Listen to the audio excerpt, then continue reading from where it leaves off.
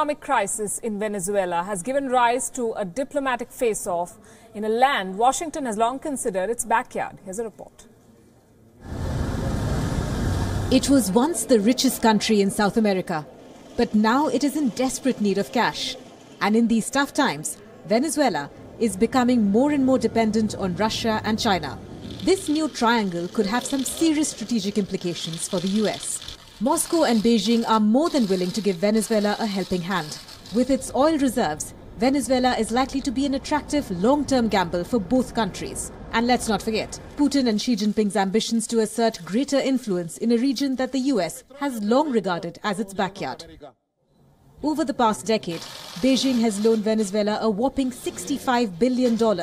Now Russia has swooped in, bearing debt relief. This comes at a time when Venezuela is becoming increasingly isolated.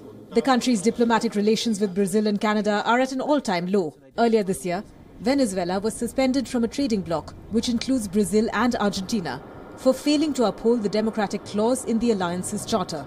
Amidst a diplomatic freeze and an economic crisis, President Nicolas Maduro is making increasingly enthusiastic overtures to China and Russia. During a visit to Russia in October, the Venezuelan leader thanked President Vladimir Putin for all the political and diplomatic support. A month later, Russia and Venezuela signed a debt restructuring deal that will allow Caracas to repay a total of $3.15 billion to Moscow over a 10-year period, with minimal repayments in the first 6 years. Now Putin wants his pound of flesh. Reports suggest that the Russian president is demanding that Venezuela allow Russian warships to anchor at its ports in return for assistance.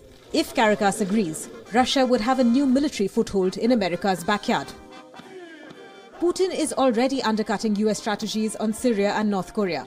Add Venezuela to his list of arsenal, and he could really make America nervous. And Trump is already feeling the heat. When the US president unveiled his America First national security strategy, Trump specifically named China and Russia as competition that seek to challenge American power, influence and interests. We also face rival powers, Russia and China, that seek to challenge American influence, values and wealth. We will attempt to build a great partnership with those and other countries, but in a manner that always protects our national interest. Now with China and more significantly Russia making inroads into the Americas, the geopolitical shift is reminiscent of the Cold War. Bureau Report, WION. So how did paradise get lost? How did Venezuela go from being the richest country in South America, a country having one of the largest oil reserves in the world, to a country in debt? Let's break it down for you. When oil was $100 a barrel, billions flowed through the state-owned petroleum company and were siphoned off for social programs and food subsidies. But when oil prices fell dramatically, those massive subsidies became unsustainable. Crashing oil prices also left the government with less foreign currency to buy goods from other countries. Venezuela's imports are down 50% from a year ago. Venezuela's central bank has only $9.6 billion left. It owes over $60 billion to bondholders and the financial clock is ticking. So what are the crisis points in Venezuela's economic meltdown? Its inflation rate, which has been over 50% since 2014, reached 536% in the current year. The International Monetary Fund estimates that inflation will reach more than 2,000% by 2018.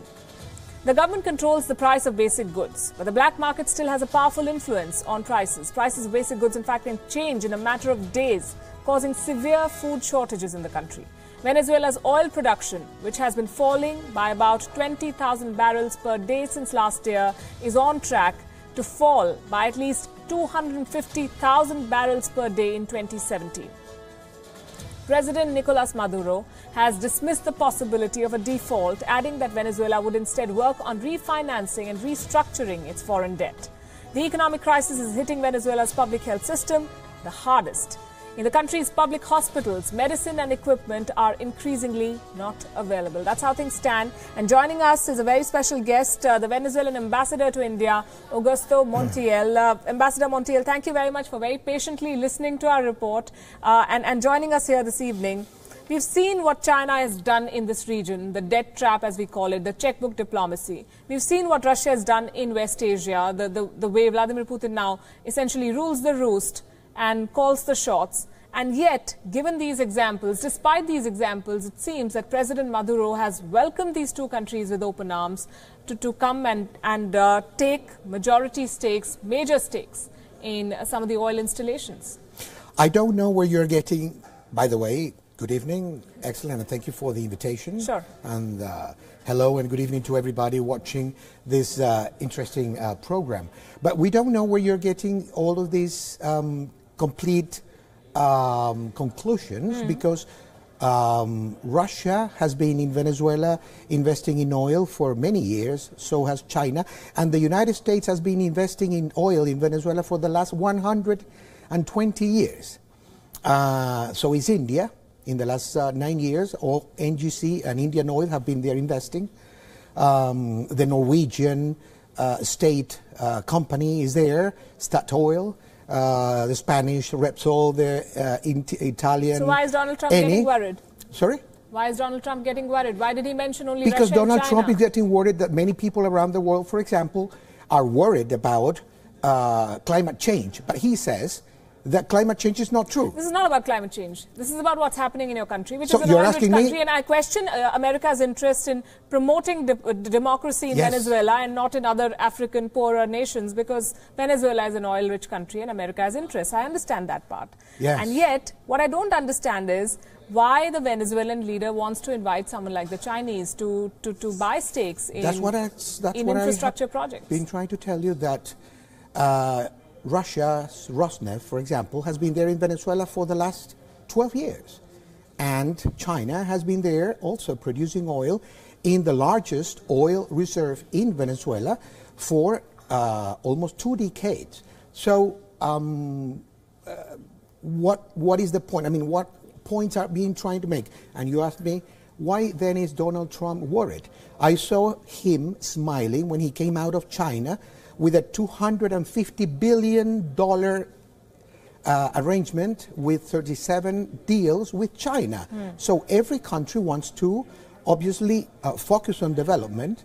And in Venezuela, and this is something also that in your report was not presented, and of course WION News, as a good research unit of news, knows and understands Venezuela is the object of economic attacks from the government of the United States, and at the moment and for the last 4 years, Venezuela has been blockaded economically, financially, commercially. No ships are arriving in Venezuelan ports because the United States government wants to topple the Venezuelan government. So do and they you want to create there is a sense of social and political destabilization. Let me quote an expert, Mari Carmen Aponte. He served in the Obama administration as a top diplomat for Latin America. Who is she? Who is she? From which country? From the U.S. Okay, from the U.S. From the U.S. And she said, and I'm quoting, Maduro is essentially alone, doesn't have the wherewithal to survive without allies, and these allies know that they're manipulating him very effectively. So, which means that what I'm saying is totally true. And you're saying that they are surrounding Venezuela and they are trying to create chaos in Venezuela. So you agree with me that in his desperation, President Maduro is having to negotiate from a position of weakness with countries like Russia and China? Donald Trump threatens Venezuela's Nicolas Maduro with military action. Donald Trump launches new financial sanctions against dictatorship in Venezuela. Venezuela has had 3 in the year 2017, which was not in WION's report tonight, 3 elections. Municipal elections, 335 municipal mayors were elected. 52% of the population went to vote. I didn't call him a dictator, and I'm not going to comment on what Donald Trump has said.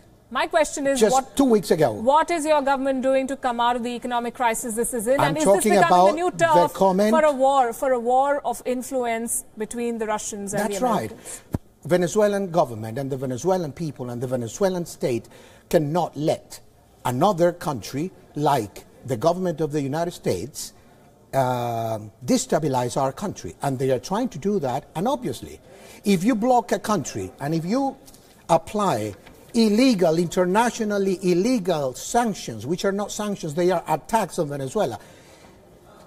WION News knows that these sanctions have been applied for the last 4 years, and they are not sanctions. They are a blockade, because Venezuela has an independent and a sovereign government, and the people of Venezuela go out to vote. So President Maduro is not alone.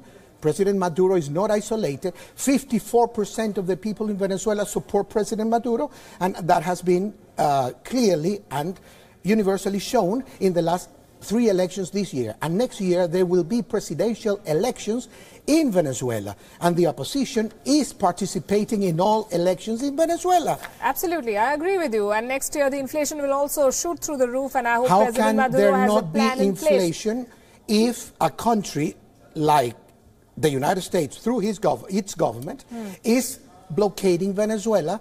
The United States is not, for example, the United States is trying to stop Venezuela from producing oil, and ONGC and Indian Oil bringing oil to India. Sure. Venezuela is bringing oil into India. Almost 20% of the oil that comes to India comes from Venezuela, and that has been happening for the last 9 years. And you are also, Indian companies are producing oil together with us in the largest oil reserve in Venezuela.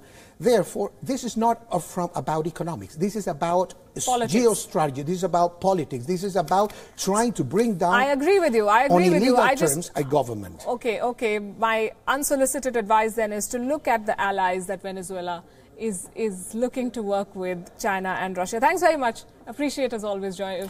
Thank you very much. Yes. International cooperation is very important, and Absolutely. Venezuela is there to cooperate with all countries. Absolutely. 2017, we know, was a year of tension for Venezuela. Hundreds of thousands of Venezuelans were part of massive protests and these rallies against the constitutional amendment proposed by President Nicolas Maduro. And despite the opposition, he managed to push ahead with these amendments, which have led to the creation of the National Assembly, among other things. And this is a move that allows the president of Venezuela to stay on power. His moves have not gone down very well with the global community, especially in the West. The European Union and the United States have slapped sanctions, as the ambassador just pointed out, crippling the country's already sinking economy. The bitter war of words between President Maduro and US President Donald Trump has been witnessed by one and all. On one occasion, President Maduro accused the US of promoting a coup in his country. Back in July, President Maduro lashed out at President Donald Trump just before an election for the new assembly. ¿A quién obedecemos? ¿Quién manda en Venezuela? Le digo al emperador Donald Trump, en Venezuela manda el pueblo de Venezuela. Y el domingo 30 de julio, la constituyente sí va. The US president did not back down. He attacked President Maduro through his tweets and statements. He even raised the crisis in Venezuela on the floor of the United Nations General Assembly. The Venezuelan people are starving, and their country is collapsing.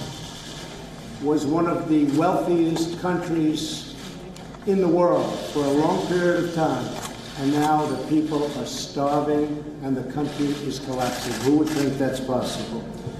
Their democratic institutions are being destroyed. The situation is completely unacceptable. And we had more to discuss on this, but I'm completely out of time on this edition of Gravitas, leaving you with Gravitas Images. Thanks very much for watching.